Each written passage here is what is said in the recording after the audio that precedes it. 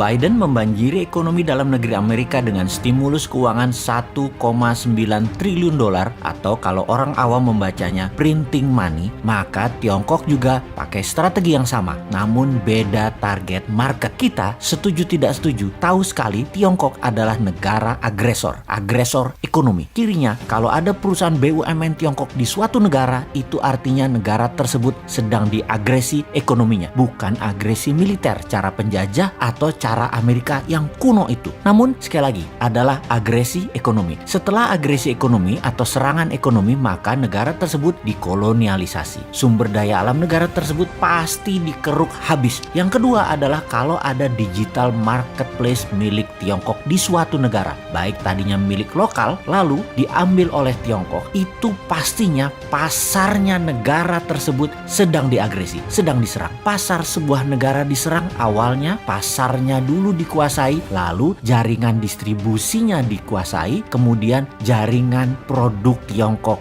masuk. Kemudian ketika sistem pembayaran non-tunai asing masuk atau pembayaran non-tunai milik lokal kemudian dicaplok Tiongkok langsung atau tidak langsung, ini artinya sistem keuangan negara tersebut sedang diagresi. Semua ini terbungkus rapih dengan propaganda manisnya nanti ekonomi suatu negara tersebut jika bergabung dengan Tiongkok nantinya akan indah. Itu janjinya mereka, itu persepsi yang diberikan oleh mereka. Tapi nanti negara tadi suatu hari mereka jadi tua. Nanti negara yang diagresi tadi jadi kurus. Negara yang dikoloni jadi jelek, tak terawat karena nggak ada biaya maintenance, nggak ada biaya krim malam, nggak ada biaya sunblock, nggak ada biaya PRP, nggak dikrimbat rambutnya, nggak dipilates bodinya, nggak dikasih makan sehat tubuhnya. Begitu tua, jelek, penyakitan, pindahlah Tiongkok tadi cari bini baru. Sama, nggak bakal dirawat juga mereka. Ya dipakai terus aja sampai kering. Sedulur, perlukah kita urai apa sih yang negara tersebut atau negara selir-selir Tiongkok itu dikerjainnya? Juga ada pertanyaan, kok banyak sih negara mau jadi selirnya dan harus melayani kaisar Tiongkok tersebut? Strategi ekonominya ya sama seperti informasi di awal, dengan printing money. Itulah mengapa kita katakan berkali-kali, siapa negara yang pakai MMT? Ya hanya Tiongkok dan Amerika. Negara lain pakai teori ekonominya Adam Smith, pakai John Maynard Keynes, pakai ilmu-ilmu itu dah. Lalu bagaimana cara agar setelah SDA sebuah negara sudah di tangan, agresi berikutnya adalah pasar digital atau marketplace, dan setelah itu apa lagi? Yang dilakukan adalah mencekik ekonomi kelas bawah dengan mendapatkan dolar dari negara yang diagresi agar kering mata uang internasionalnya, agar kering mata uang multi currency negara yang diagresi tersebut. Tiongkok memberikan insentif di dalam negerinya. Insentif setiap dapat dolar dibayar renminbi 3 kali lipat. Misalnya baju batik dicetak di Tiongkok, dijual di marketplace. Batik Indonesia, buatan Indonesia, harga pasarannya adalah Rp150.000 untuk atasan. HPP Garment di Solo katakan Rp80.000. HPP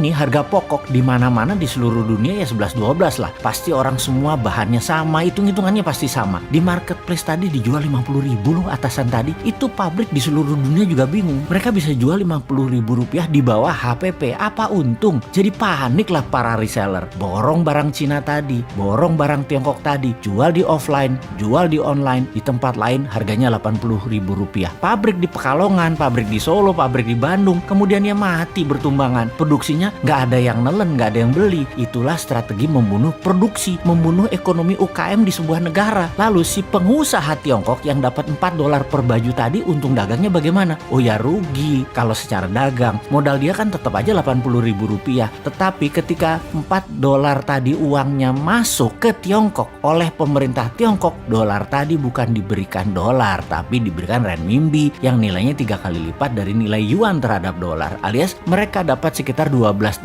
atau Rp150.000. Jadi modal tetap Rp80.000, jual dapat Rp150.000 karena dolarnya dikali 3 kan terhadap renminbi. Ya untung juga pedagangnya. Di sini dolar masuk Tiongkok dan renminbi dicetak aja, kasih ke rakyatnya sendiri. Toh untuk sektor produksi, Tiongkok print money renminbi 3 kali lipat transaksi dolar masuk ke Tiongkok. Itu kuncinya. Disinilah pedagang untung. Underlying printing renminbinya ada 2. 1, dolar yang nilainya sepertiga, sisanya manufaktur Tiongkok, sektor produktif, nggak bakal inflasi. Itulah teori MMT. Dengan satu strategi printing money, Tiongkok dapat dolar, Tiongkok dapat meningkatkan produksi, Tiongkok mematikan UKM negara koloninya, dan bisnis Tiongkok terus menyedot wilayah-wilayah lainnya lagi. Simpel kan bernegaranya mereka? Kok beginian aja nggak bisa ditiru sih? Tempe bener bener, nyampe nggak sih ilmu beginian ke pejabat ekonomi dan keuangan negara? Oke lah, sing sabar ya kaum new mind, kita nonton aja old mind mainin negara. Walau nggak enak nontonnya, agak wagu,